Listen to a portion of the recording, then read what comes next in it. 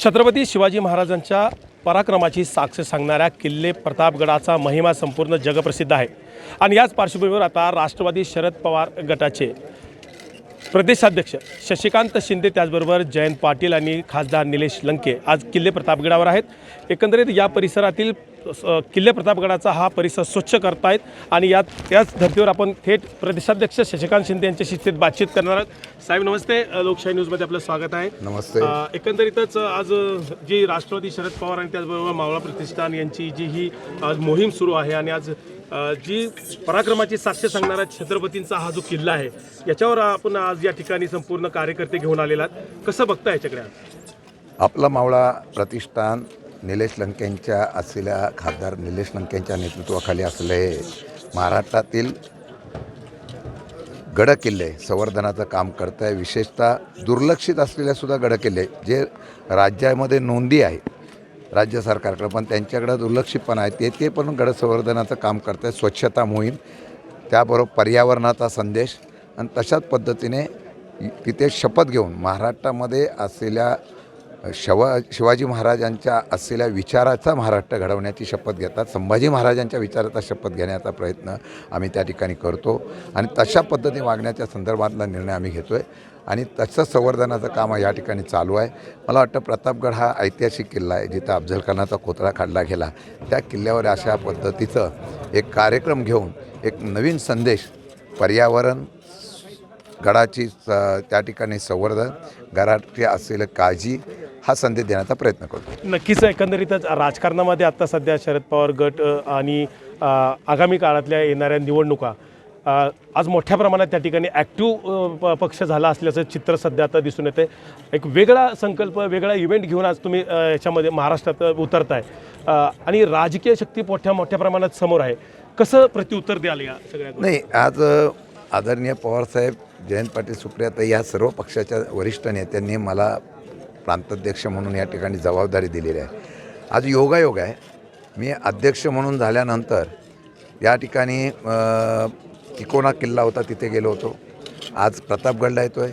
लंके साहेबांचं असलेलं या प्रतिष्ठानचं योगदान आणि इथे येणं हा योग एवढाच आहे की आता ही स्वच्छता आम्ही गडकिल्ल्याची करतो आहे, पण राजकारणाची तो स्वच्छता करण्याची प्रेरणा आई भवानी मातेचं दर्शन घेऊन आम्ही निश्चितपणाने करणार आहे। ज्या ठिकाणी 18 पगड जातीच्या लोकांना घेऊन छत्रपती शिवाजी महाराजांनी इतिहास रचला, त्याच गडावरून परत एकदा तशाच सर्व समाजाला, सर्व धर्माच्या असलेल्या लोकांना घेऊन मावळे तयार करून महाराष्ट्रामध्ये स्वाभिमानी महाराष्ट्र उभा करण्याचा आम्ही प्रयत्न करतो। सध्या मोठ्या प्रमाणात जातीपातीचं राजकारण, वेगवेगळ्या पद्धतीचं ओट चोरीचं राजकारण असं महाराष्ट्रातसह देशभरात सुरू असतानाच आगामी काळामध्ये एकीकडे तुमच्याकडे कार्यकर्त्यांचा संच किंवा मोठ्या नेत्यांचा संच कमी आहे आणि तुम्ही तर मोठ्या प्रमाणात महाराष्ट्र जिंकण्याचा आज ध्येय ठेवताय, पण हे कसं शक्य होईल?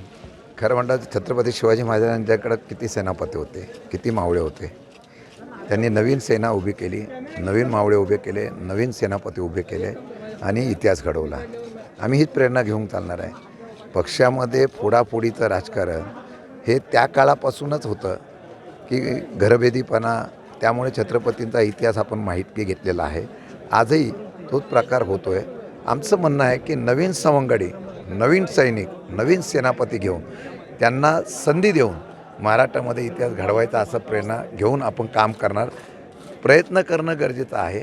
आणि अध्यक्ष झाल्यापासून मी तशा पद्धतीचे सामान्य जनतेच्या प्रश्नासंदर्भामध्ये आंदोलन असेल आणि तशा पद्धतीने संघटना बांधणी असेल त्याला आम्ही प्रयत्न केला आहे। जे जात आहेत, मला पवारसाहेबांनी त्या दिवशी पण आम्ही सांगितलेलं आहे, जातात त्यांच्याकडे लक्ष देऊ नका, नवीन पक्षाजवळमाने उभा करा आणि मी पण त्या पद्धतीने काम करण्याचा प्रयत्न करतो। अनेक वेळा सत्ताधारी गटाला तुमच्याच विरोधी गटाकडून कायमस्वरूपी असा आरोप केला जातो की गुन्हेगारी वाढली आहे, कुठेही अस्थिरता नाही, लोकांची कामं होत नाहीत, असं तुम्ही आरोप करताय नेहमी।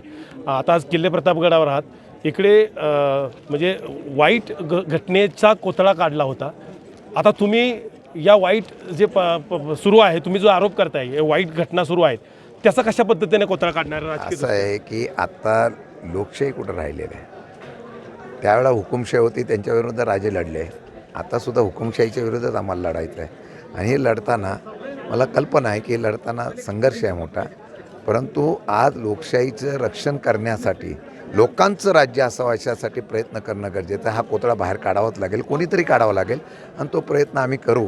100% महाराष्ट्रातली स्वाभिमानी जनता आहे. ही जनता इतिहास घडवेल. आज मताची चोरी तर होते, EVM मशीनची गडबड होते, निवडणुका आता काही न करता जिंकू शकतो अशा प्रकारचा दृढ फाजील आत्मविश्वास हा विरोधकांच्या मनामध्ये असल्यामुळे लोकांची कामं रखडलेली आहेत.